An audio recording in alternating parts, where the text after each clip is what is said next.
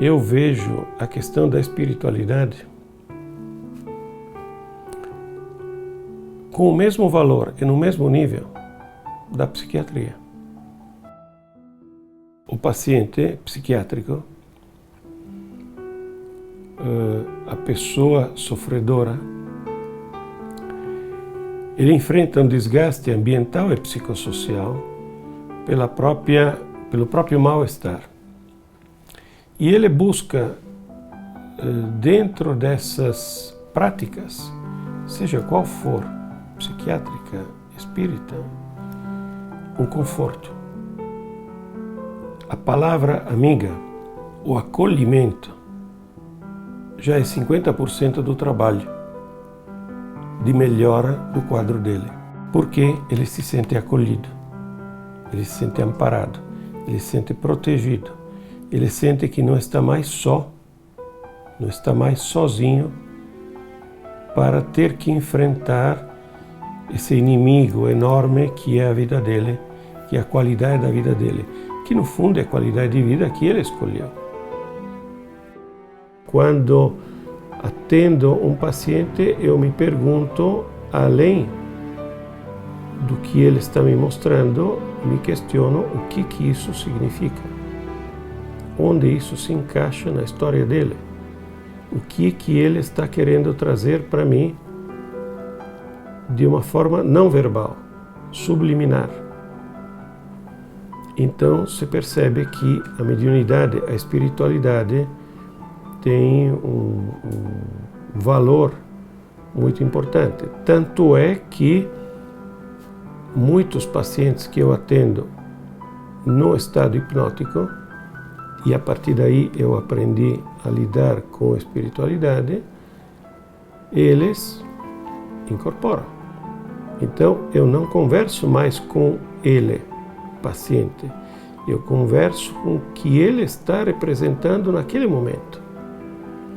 Que se isso é uma entidade, se isso é o inconsciente dele, se isso é a representação simbólica de alguma coisa que ele estava guardando na mente dele e que, sob o pretexto da hipnose, ele consegue pôr para fora, no sentido que ele se libera das censuras, dos vínculos, dos bloqueios, das resistências dele, para mim não faz absolutamente diferença. Eu tenho um paciente que está em tratamento e que eu acredito que o distúrbio emocional ou a interferência emocional, porque eu não quero caracterizar como um distúrbio, porque ele é uma pessoa totalmente saudável, normal, só que vive estados de tensão e de ansiedade muito exacerbados. Quando ele vem aqui, na verdade, eu o hipnotizo, mas na realidade eu dou espaço para que ele entre num estado alterado de consciência e me permita lidar com as entidades que eu acompanho na vida dele. Então, eu não converso mais com o paciente, eu converso com as entidades. E aí eu negocio com essas entidades.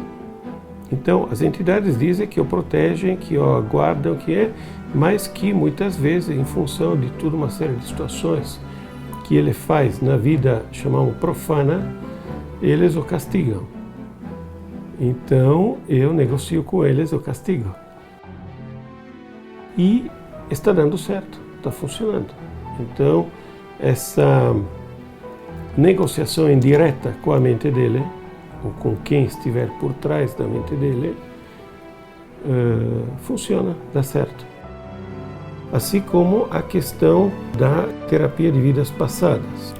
Houve uma outra situação no qual eu estava em um curso, estava ministrando um curso, e um dos alunos trouxe um paciente dele que sofria de gagueira. Eu o coloquei no estado hipnótico profundo, estimulei que ele fosse para uma vivência a vidas passadas e ele relatou que ele era um aluno de um monge, de alguém, de algum estudo filosófico que ele estivesse fazendo, e que no decorrer desse estudo, desse processo evolutivo dele, quando ele estava sendo evoluído, ele veio a óbito, ele faleceu, e isso poderia ser interpretado justificando a gagueira dele. A partir daí, eu me comprometi a ajudá-lo, e eu levei ele a um estado mais profundo e falei: agora você volta à fase anterior à sua morte e vamos continuar nos seus estudos. Então eu vou ajudar você a evoluir completamente, totalmente. A partir daí eu continuei nesse processo evolutivo dele, levei ele a viver toda uma série de situações e eu trouxe ele de volta à realidade do momento, fazendo ele perceber que ele tinha evoluído até o 100% do processo dele. Quando ele saiu do transe, do estado hipnótico, ele estava falando normalmente sem gaguejar. Eu tenho acompanhado durante alguns anos, e nesses anos que eu acompanhei, ele não voltou a gaguejar.